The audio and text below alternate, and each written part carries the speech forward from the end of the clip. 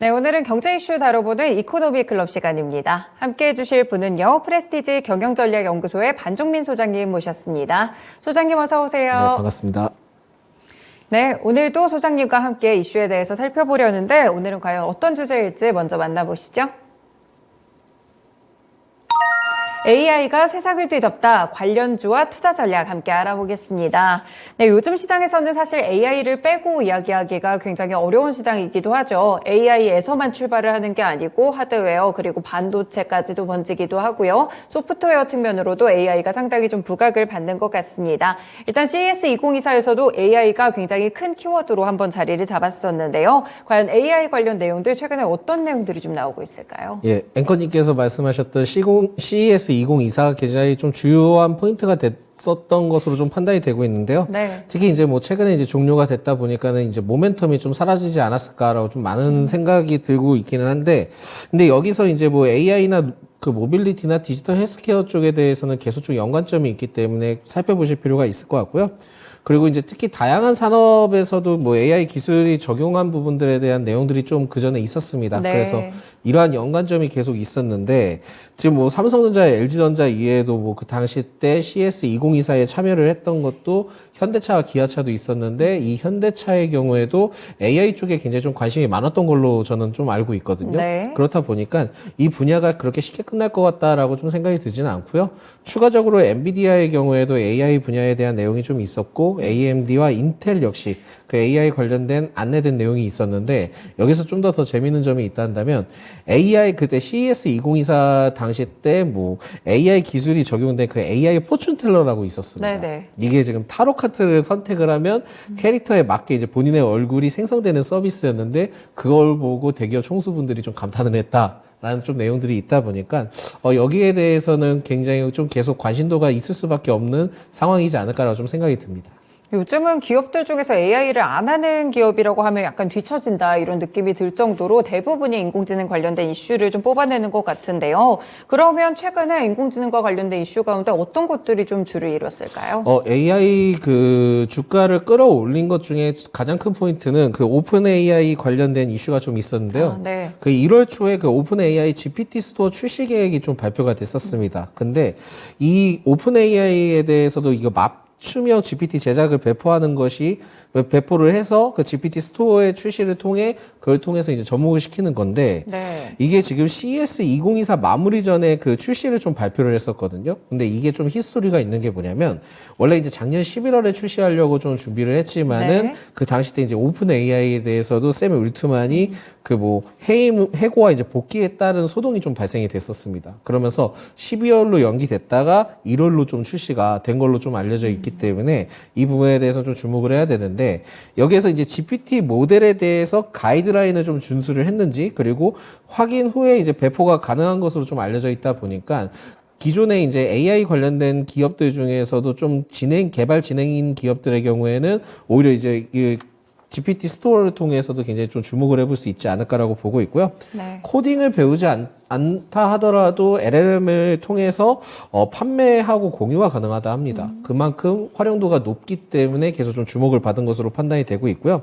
이외에 이제 정부 정책적인 내용들도 좀 있기는 했습니다. 네. 그래서 과기부에 대해서도 그 올해 그 1월 초에 5조 8,700억 원을 투자를 하는 그 2024년 과기정통부 연구개발 사업 그 종합시행 계획을 좀 확정을 했었고 그걸 통해서 이제 사업을 추진한다는 내용이 정치적인 내용들이 좀 있었거든요. 아마 제가 계속 이제 나올 때마다 이거를 계속 말씀드렸었던 것 같습니다. 네. 근데 여기에 그때 당시 때는 뭐 6G든 여러 가지 내용이 있긴 했지만 AI도 좀 포함이 되어 있었다라고 좀 말씀드릴 수 있을 것 같고요.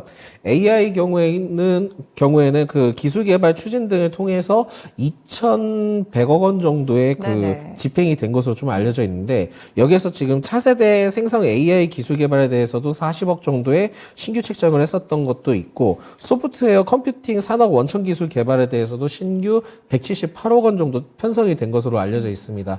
그렇다 보니까는 정부에서도 관심도가 좀 상당히 있다라고 보시면 될 것 같고 여기에 대해서 책정된 금액에 대해서는 어떻게 보면 클 수 있다라고 생각이 들 수 있겠지만은 기업 입장에서 봤을 때는 아직까지는 좀 더 지켜봐야 되는 것으로 판단이 되고 있습니다.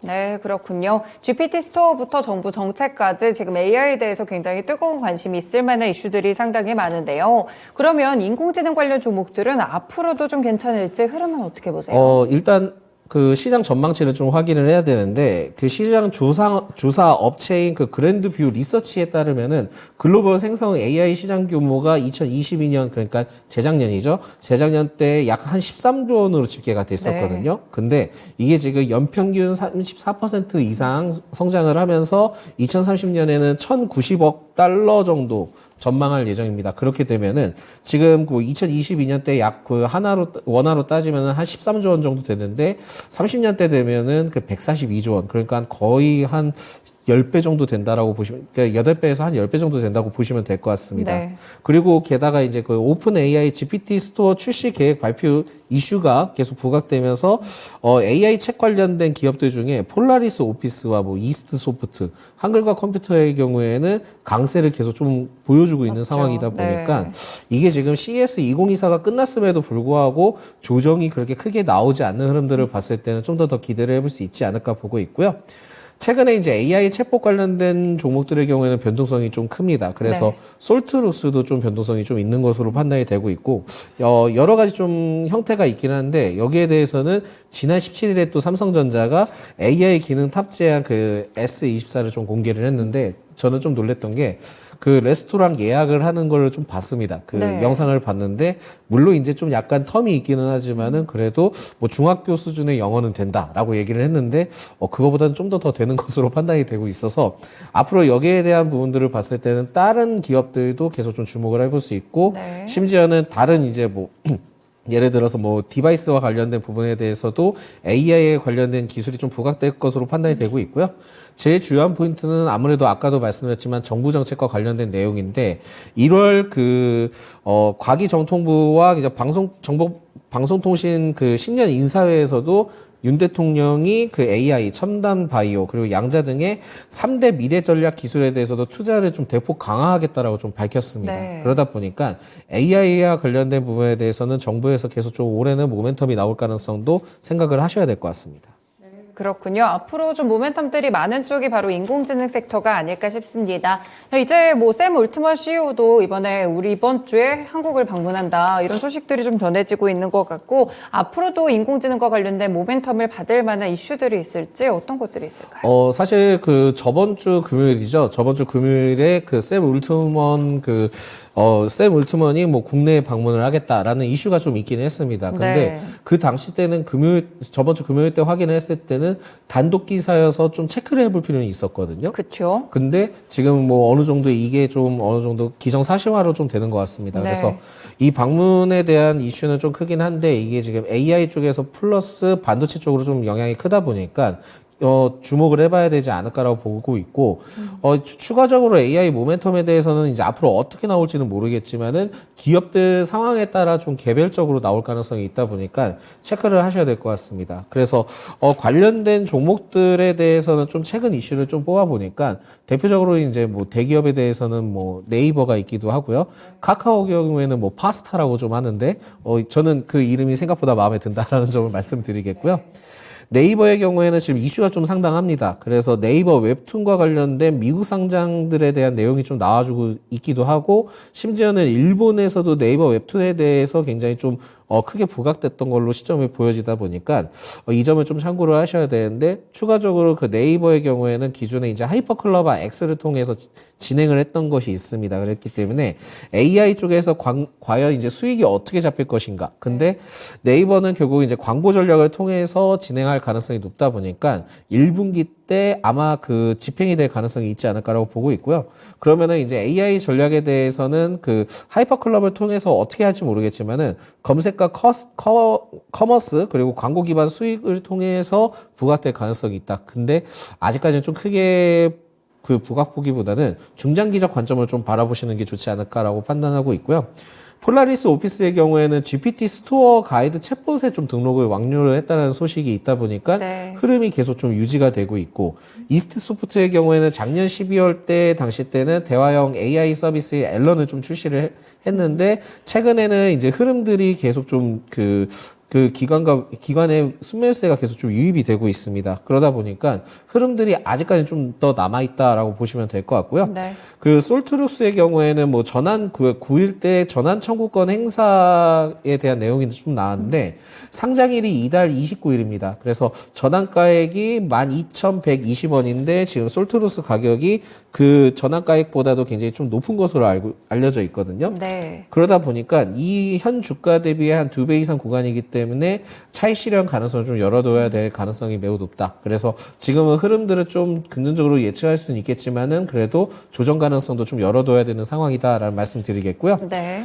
마음 AI의 경우에는 지금은 크게 막 부각을 받지는 못합니다. 부각을 받지 못하는데 계속 좀 어느 정도 체크를 해야 될 게 CES 2024에서 완전 자율주행 그 모델인 워브와 그 AI 휴먼 등을 좀 공개를 했습니다. 그래서 여기에 대한 모멘텀이 앞으로 좀 지속될 가능성이 있는데 이 마음 AI의 경우에는 좀 추후에도 좀 계속 좀 주목할 수 있는 거는 현대자동차의 이제 자회사를 좀 통해서 지켜볼 필요가 있을 거거든요. 그래서 자율주행 팀에 따른 그 이벤트가 계속 좀 부각될 수 있기 때문에 마음 AI의 경우에는 최근에 그 워브에 따른 이벤트가 좀 있긴 했다라는 말씀드리겠습니다. 네, 알겠습니다. 개별 종목별로도 AI 종목들 지금 주가 흐름이 좀 엇갈리고 있는 분위기인데요. 하나씩 체크를 해볼 이슈들이 좀 상당히 많은 것 같습니다. 그러면 수장님이 말씀 주신 종목들 가운데 토픽 종목도 궁금하고요. 투자 전략은 어떻게 접근을 해봐야 될까요?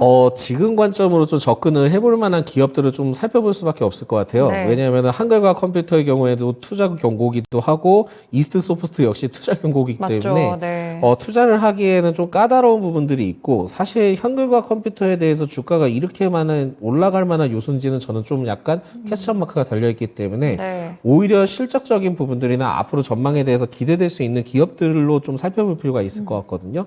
그래서 일단은 저는 네이버를 좀 말씀드리고요. 네. 결국은 이제 네이버 상장에 대한 기대감도 있기는 하지만은 이거는 모멘텀적인 부분들일 수도 있습니다. 그러니까 트위치 철수도 이제 다음 달에 좀 진행이 됩니다. 그러면 지금 네이버에 대해서는 네이버 치지직 관련된 이슈가 나오거든요. 근데 이 네이버 치지직에 대해서는 모멘텀으로는 적용돼서 올라갈 가능성이 있긴 하지만 실질적인 부분들은 그렇게 크지는 못할 겁니다. 그렇죠. 그렇다 보니까 이슈는 이슈대로 챙겨가시면서 AI 쪽에 매출이 어떻게 찍히는지를 봤을 때는 중장기적 관점으로는 유효합니다. 근데 한 번에 지금 뭐 주가가 떨어진다고 해서 거치식으로 해서 그 매수 관점으로 보시기보다는 분할 매매 관점으로 계속 좀 지켜보시는 게 좋을 것 같다라는 말씀을 드리겠고요. 네.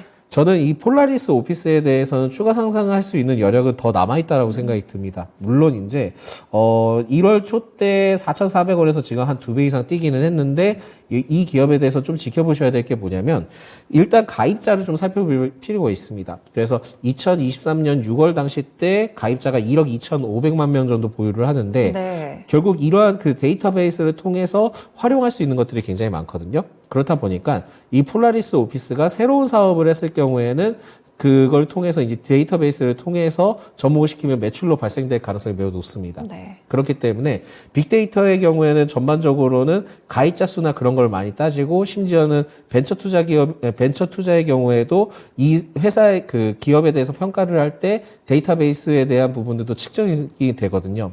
그렇다 보니까 이 폴라리스 오피스에 대한 가능성은 좀 더 높고 최근에는 이제 리노그룹을 좀 인수를 했는데 네. 이 리노그룹이 클라우드 사업을 좀 진행을 하고 있는 것으로 알려져 있다 보니까 폴라리스 오피스는 이제 뭐 앱과 관련된 부분들도 있기는 하지만 클라우드 사업에 대해서도 확장할 가능성도 높다 보시면 될 것 같고요. 외국인과 기관의 순매수세가 들어와줬던 상황들이 있기는 합니다만 일부 좀 외국인의 그 매도 포지션이 있기는 한데 주가의 상승분에 따라 그 매도 포지션이 그렇게 강하진 않습니다. 그만큼 아직까지 상승 가능성을 좀 더 열어둘 수 있는 상황이긴 하다라는 말씀드리겠고 네. 4분기 실적은 전 굉장히 좀 기대를 합니다. 그렇기 때문에 지금은 기존 보유자의 영역이긴 하지만은 지금 당장 정리하기보다는 4분기 실적이 나오고 난 다음에 그때는 이제 매도 전략을 취해도 늦지는 않을 것 같다. 네. 그래서 계속 좀 꾸준히 관심을 가져볼 필요는 있을 것 같다라는 말씀드리겠고요. 그리고 마지막으로는 마음 AI입니다. 그래서 이 마음 AI는 그 동사에 이제 워브가 있기는 한데 이 워브가 결국 자율주행 관련된 부분입니다. 맞죠? 근데 작년 11월 여러 기업들이 이 워브에 대해서 관심을 가진 것으로 알려져 있는데 그중에 이제 포티투닷이라는 기업이 있었습니다. 근데 이 포티투닷이 현대자동차의 이제 자회사거든요. 네네. 자회사인데 지금 우리가 대표적으로 알고 있다면은 현대 오토에버를 많이 알고 계시잖아요. 네. 자율주행. 근데 현대 오토에버가 CES 2024에 제가 알기로는 나오지 못했고 포티투닷이 나온 거를 판단이 됐을 때는 오히려 현대 오토에버보다는 포티투닷이 자율주행적으로 좀 더 네. 부각을 많이 받을 가능성이 높다 보니까 이 점을 좀 참고를 하셔야 될 것 같고 그리고 이제 이 부분들을 봤을 때도 그 포티투닷이 그 동사 워브에 굉장히 관심을 많이 가졌던 것으로 알려져 있습니다. 그렇다 보니까 이 점을 참고를 하셔야 될 것 같고요. 작년 8월에 삼성전자 대기업들이 신사옥에 마음 AI 신사옥에 방문을 했었습니다. 맞아요. 네. 근데 이제 뭐 그 계약이나 뭐 그런 부분들은 나오진 않지만은 마음 AI 쪽에 굉장히 좀 관심이 있다 정도는 알고 계시면 될 것 같고 앞으로 좀 기대를 해볼 수 있는 거는 3대 파운데이션 모델 연구에 대한 기대감이 좀 남아 있는데 특히 이제 랭귀지 파운데이션 모델에 대해서도 프로젝트를 확대 개편할 예정이고요. 그리고 오디오 파운데이션에 대해서는 온디바이스 AI 개발에도 좀 자원 배분을 한다라고 좀 밝혔고 LLM을 학습해서 이해 및 탐지하는 비디오 파운데이션 모델에 대해서도 연구 개발이 좀 지속되고 있다 보니까 이 기점을 봤을 때 그래도 마음 AI가 좀 더 기대를 해볼 수 있지 않을까라고 판단이 되고 있습니다. 그래서 마음 AI의 경우에는 자율주행과 관련된 모멘텀도 같이 있다 생각하시면 좋을 것 같습니다. 네, 알겠습니다. 오늘 말씀 주신 종목들이 또 여러 가지가 있습니다. 네이버는 폴라리스 오피스 그리고 마음 AI까지 AI 섹터에서도 관심 가져볼 만한 종목들 위주로 편성해 보시고요. 체크해 보시면 좋을 것 같습니다. 소장님 오늘 말씀 여기까지 듣겠습니다. 고맙습니다. 네, 감사합니다. 네, 오늘은 이렇게 이코노미 클럽 시간이었고요. 프레스티지 경영전략연구소의 반종민 소장님의 의견까지 함께 체크해봤습니다. 네, 지금 블룸버그 통신 쪽의 보도에 따르면 중국 당국 쪽에서 증시를 좀 안정시키기 위해서 증안기금을 조성했다고 하는데요. 규모가 좀 상당합니다. 371조 원 정도로 긴급 투입된다라는 이야기도 좀 있는 상황이고요. 항생지수가 한 2.5% 정도 상승하면서 반응을 주고 있는 상황인데 아직 국내 증시에는 좀 온기가 전해지지는 않고 있습니다. 과연 어떻게 될지 오늘 끝까지 함께 살펴보실 필요도 있겠습니다. 지금까지 다양한 투자 판단에 도움이 되는 말씀들 전해드렸고요. 특정 종목의 상승 하락을 보장하지는 않습니다. 시장의 중심 여기서 마치겠습니다. 오늘도 시청해주셔서 고맙습니다.